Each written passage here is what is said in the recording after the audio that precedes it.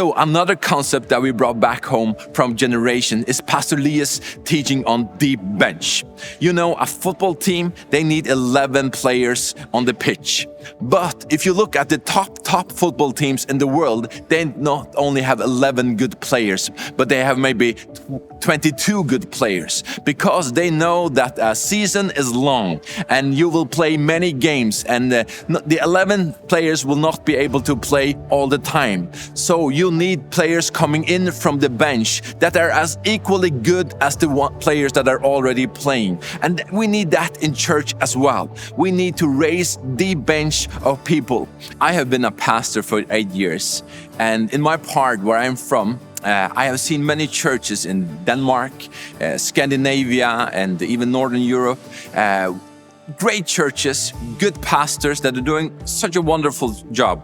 And I also see that they have a lot of faithful people, but at the same time, it's often the same people who are serving week after week. And therefore, I see really the need to talk about the deep bench.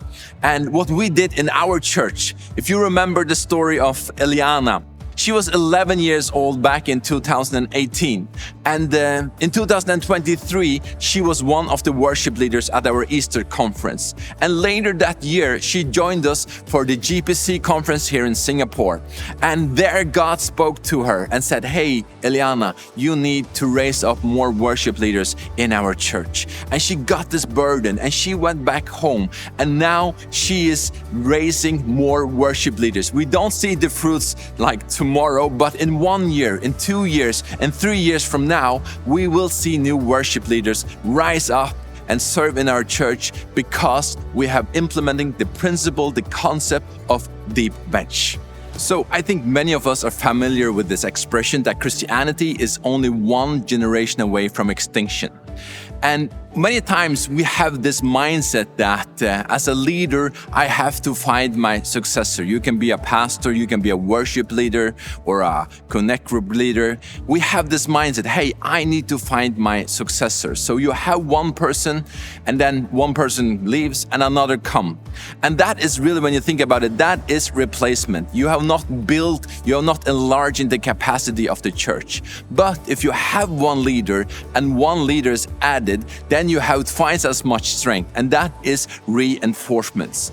And I think that is what we saw here in Singapore. We saw the concept of Heart of God Church running like 3 teams at the same time, where one team is serving, where one team is training others, and one team is resting.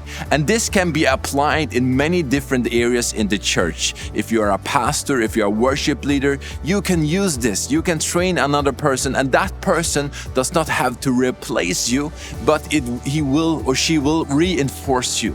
And that is what we also have tried to do in our church. So you will see now in our church many young people that are very young in age. You can see like 8, 9, 10, 11, 12 years old, getting teaching and learning in how to be a servant and how to serve in different departments of the church. So this is really something that we can do. And this is not just a Heart of God Church thing. This is something that works also in Europe, in Scandinavia, in the Faroe Islands. We figured out this is not only a method, it's not only a tool, but it's really about the heart behind it. And we can see now, when we look back 2 years, that we can really see that our church has become stronger. We have more depth in our church, and we have also grown as a church. And it all happened because we intentionally worked with this one step at a time. So if you are working with young people today, I just want to encourage you, don't lose heart. Things take time, and sometimes we want to see immediate results, immediate fruits, but we just have to believe that God is working in this and through this. So I want to encourage you to continue to be faithful and take one step at a time. And sooner or later, you will start to see fruits. And we can really, be generation that is not talking about that Christianity is one generation from extinction, but that we will grow Christianity in our generations instead. Because we are not merely called to overcome, but we are really called to conquer everything in the name of Jesus. So this is my encouragement to you.